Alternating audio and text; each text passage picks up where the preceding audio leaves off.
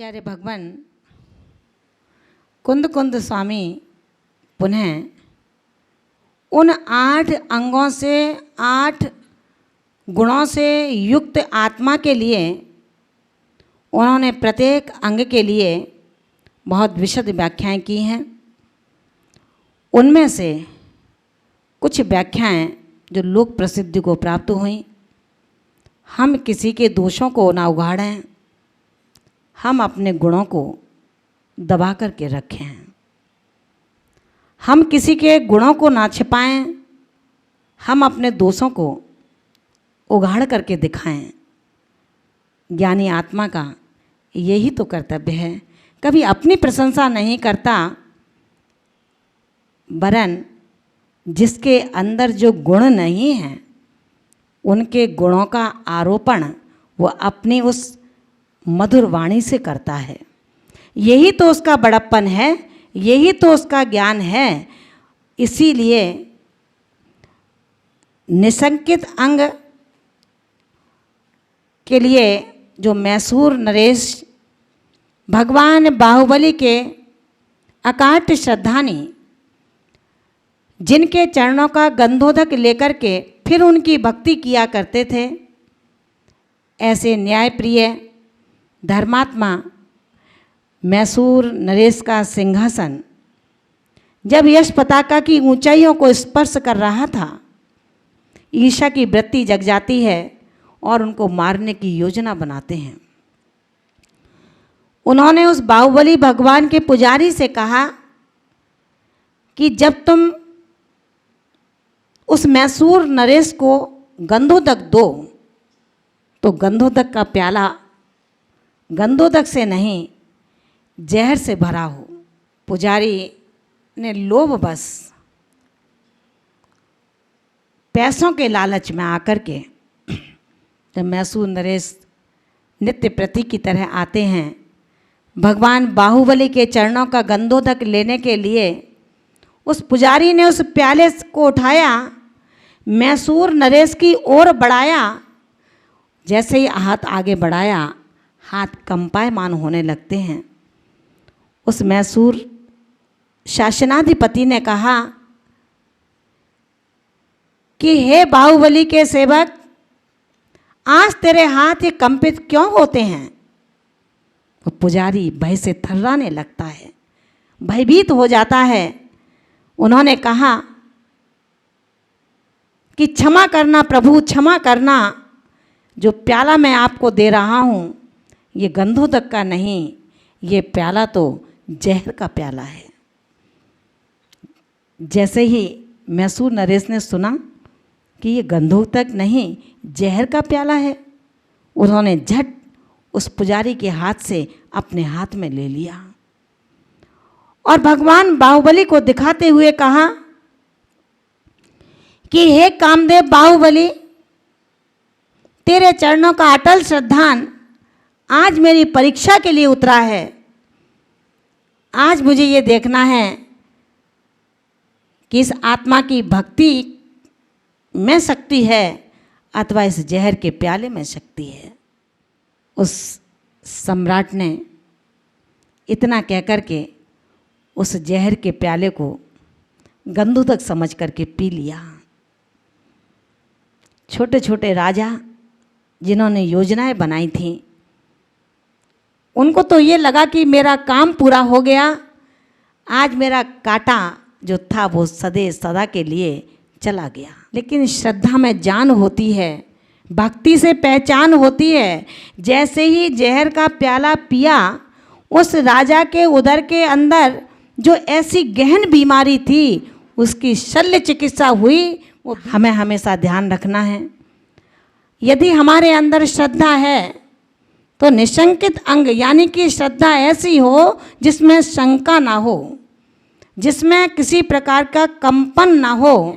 हमारा श्रद्धान ऐसा हो, हम कभी अपने गुरुओं पर शंका ना करें, माँ जिनवाणी पर शंका ना करें, निशंक रहें, निर्भय रहें और सम्यक दृष्टि कभी शंकालु और भयभीत नहीं होता है। वो सप्त भयों से रहित एवं सर्व भय से युक्त होता है। ऐसा वीतराग धर्म गुरुओं पर शंका न करें हम। यदि हम उन पर शंका करते हैं, यदि हम उनसे उनकी अवहेलना करते हैं, तो महान भावों हमारा ये सम्यक दर्शन निश्चित रूप से मलिन होता है। और इस सम्यक दर्शन के मलिनता के लिए आचार्य भगवंत ने हमें यही कहा है कि कौन ऐसा विद्वान ज्ञानी आत्मा है जो अपनी क्षुधा के शमन करने के लिए जो घर के अंदर अन्न होता है। पूज्यपाद स्वामी ने 10 भक्तियों में लिखा है, जन्मोन मार्जन भजतु भवते न पाद पद्मम न लभ्यम तच्चेत स्वरम चरतु न चा दुर्देवताम सेविताम स्नान यज्ञम यदि हम सुलभम दुर्लभम चेन मुदास्ते क्षुधि बय्या वृत्ते कवलयति कह कालकूट बुमुक्षु। उन्होंने कहा कि हे भव्यात्मा, यदि अपने संसार भ्रमण जन्म संतति का मार्जन यानी कि निवारण करना चाहता है, इससे उन्मार्जित होना चाहता है, तो भवतः पाद पद्मम, तो उस आपके किसके, आपके प्रभु के, उस वीतरागी मुद्रा के 18 दोषों से रहित देव के चरण कमलों की सेवा करे। और यदि वो पाद पद्म न लभ्यम, यदि उनका लाभ प्राप्त नहीं है, उनका सुलाभ प्राप्त नहीं हो पा रहा है, तो अपनी इच्छा के अनुसार आचरण करे, लेकिन कभी भी दुर्देवताम सेवताम ना, कुगुरु कुदेवों की उपासना न करे। क्योंकि कहा गया है भूखा मनुष्य जो जिसके यहाँ जो सुलभ है उस अन्न को खाता है, यदि अन्न दुर्लभ है तो उस भूख को मिटाने के लिए कभी कालकूट को भक्षण नहीं करता है। उस वीतरागी धर्म की चरण छाया के लिए मैं कभी कुदेवों के लिए ना जाऊं कि उनकी प्रशंसा, उनकी स्तुति ना करूं। जो स्तुति, जो प्रशंसा मुझे है, मेरे देवों के लिए है। अपने सम्यक दर्शन को हम इस तरह सुरक्षित रखें, अपने स्वभाव को पीपल के पत्तों के जैसा ना बनाएं जो कभी समय पाकर के सूखें और उस वृक्ष से हमेशा हमेशा के लिए टूटकर अलग हो जाएं, बल्कि हम मेहंदी के पत्ते बने जो यदि हमको कोई कूटता है, पीसता है, फिर भी वो पत्ते हमारे इन रंगहीन हाथों को भी रंग से भर दिया करते हैं। हम अपने आचरण को गाय की तरह बनाएं, क्योंकि सम्यक दृष्टि का आचरण गाय जैसा होता है। गाय घास खाती है और बदले में दूध देती है। सर्प दूध को पीता है और बदले में जहर देता है। हम गाय की तरह रहेंगे तो सम्यक दृष्टि बन जाएंगे, और सर्प की तरह रहेंगे तो मिथ्या शैतान बन जाएंगे।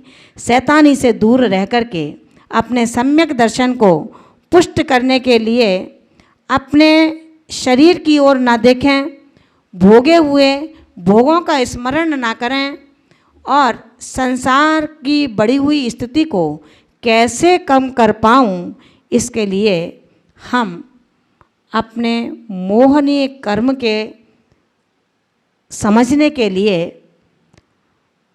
माँ जिनवाणी का अवलंबन लें। गुरुओं की चरण छाँव में आकर के विशद व्याख्यानों को सुनें। माँ भगवती की आराधना हमारे अंतःकरण को शुद्ध और विशुद्ध बनाएगी। जब हमारा अंतःकरण विशुद्ध होगा तो हमारे मन से ये सारी प्रतिक्रियाएं शनै शनै अपने आप दूर होंगी। जब आप परिवार के बीच में बैठते हैं तो आपकी ये दुष्प्रवृत्तियाँ आपको मिलकर के बैठने नहीं देती, अथवा बैठते हंसते हंसते हैं और जब उठते हैं तो लड़ते लड़ते उठते हैं। हम किसी दूसरे को देख नहीं सकते, हम साथ बैठ नहीं सकते, हम साथ खा नहीं सकते, हम खुद अपना खिला नहीं सकते। सम्यक दृष्टि आत्मा के अंदर बस यही व्याख्या होती है कि खुद भी खाता है और दूसरों को भी खिलाता है, खुद भी सोता है और दूसरों को सोने की व्यवस्था भी करता है, खुद भी धर्म करता है और दूसरों के धर्मों के मार्ग को भी निराबाधित करता है। हम कदम कदम पर इस बात का ध्यान रखें। कभी भी जिनेंद्र प्रभु के दर्शन करें तो बिल्कुल उनके सामने खड़े हो जाते हैं और ये ध्यान नहीं रखते कोई पीछे भी दर्शन करने वाला है। जब हम गुरुओं के समक्ष बैठते हैं तो बिल्कुल उनके नज़दीक बैठते हैं, तब हमें ये ध्यान नहीं रहता कहाँ गुरु और कहाँ शिष्य, उसका भेद हमारी दृष्टि में होना चाहिए। ये तो गुरु का बड़प्पन होता है जो अपने शिष्य को अपने समीप में बैठाता है, लेकिन शिष्य का कर्तव्य ये है, गुरु लाखों बार कहे लेकिन शिष्य करोड़ों बार अपने गुरु के सम्मान में किंचित भी कमी कभी भी ना रखे। ये शिष्य का उपयोग, ये शिष्य का कर्तव्य एक दिन उसको भी गुरु बनाएगा और गुरु बनाने के साथ साथ हमारा बोध देकर बोधि की ओर ले जाएगा। इन्हीं सारे विषयों को हम दृष्टिगत करते हुए ये ध्यान रखें कि अपनी हर स्थिति को, अपने हर ज्ञान को, अपने हर क्रिया को निष्प्रयता से, यानी कि निसंग होकर के, संग से रहित होकर के नहीं, निसंगो हम, मैं निसंग होकर के, निशंक होकर के, निर्भय होकर के, हे प्रभु तुम्हारी शरण में आया हूँ, तुम्हारी शरण मेरे लिए आचरण का मार्ग बन जाए। इन्हीं भावनाओं के साथ में, इन्हीं कामनाओं के साथ में इस सम्यक दर्शन की सुष्ठता के लिए कुछ पंक्तियाँ लिखी हैं जो हमें ये बोध दिलाएंगी कैसा होना चाहिए हमारे स्वयं का आचरण। अंतःकरण को शोध बोध से बोधि मैं पाऊं, राज रमा सब छोड़ स्वयं के राज में रम जाऊं, राज रमा सब छोड़ स्वयं के राज में रम जाऊं, सोच बनाऊं लोच करूं मैं, हो सोच बनाऊं लोच करूं मैं स्वयं कसायों का, केश लौच की तरह देह और देही भावों का, केश लौच की तरह देह और देही भावों का, शान नहीं शासन विरुद्ध किंचित भी चलने में, ज्ञान नहीं वो काम आए जो पर को छलने में, ज्ञान नहीं वो काम आए जो पर को छलने में, छने नीर का पान सिर्फ हो, छने नीर का पान सिर्फ ना कर्म नशाएगा, छानो अपने भावों को जो पार लगाएगा, छानो अपने भावों को जो पार लगाएगा, छानो अपने भावों को जो पार लगाएगा। आचार्य भगवंत प्रणीत ग्रंथ रहनसार, जिसके माध्यम से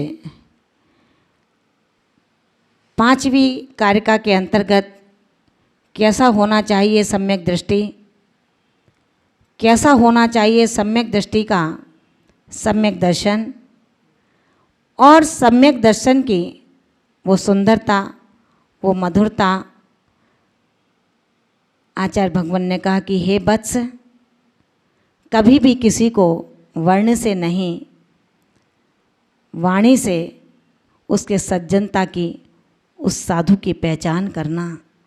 शुक्ल देही मान करके तू सर्वांग मत मान लेना, और कृष्ण देही जान करके तू उसको अपूर्ण मत मानना। उसकी वाणी यदि शास्त्रीय वाणी है, उसकी वाणी यदि आत्मोक्त वाणी है, उसकी वाणी यदि हित मित प्रिय है, जैसा कि पंडित दौलत राम जी ने छैडाला ग्रंथ में लिपिबद्ध की है, जग सुहित कर सब अहित हर। जो जगत के लिए हितकारी हो, अहित का हरण करने वाली हो, सब श्रुत सुखद संशय हरे, जो सबके संशयों का निवारण करने वाली हो, ऐसी वो वाणी कैसी है? जग सुहित कर सब अहित हर, श्रुत सुखद सब संशय हरें, भ्रम रोग हर जिनके वचन, मुख चंद्र तैं अमृत जरें। हे प्रभु, मेरी भी वाणी में वो जिनवाणी भर दो ना, जो जिनवाणी अरहंत के मुख कुंड में निवास करती है।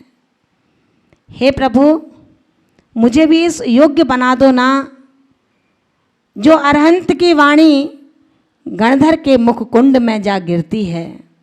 हे प्रभु, मुझे भी इतना सामर्थ्यवान बना दो कि जो मुख कुंड में गिरी जिन वाणी हैं, वो आचार्यों के द्वारा लिपिबद्ध की जाती है, विस्तृत की जाती है, संवारी जाती है, सजाई जाती है। ऐसी वाणी मेरे कंठ में विराजमान हो। इन्हीं भावनाओं के साथ में आचार्य कुंद कुंद स्वामी का ग्रंथ रहन सार की इस सम्यक दर्शन के सुंदर आख्यान सुनने के बाद हम भी सम्यक दृष्टि बने, 8 गुणों से युक्त हों, 25 मलदोषों से रहित हों।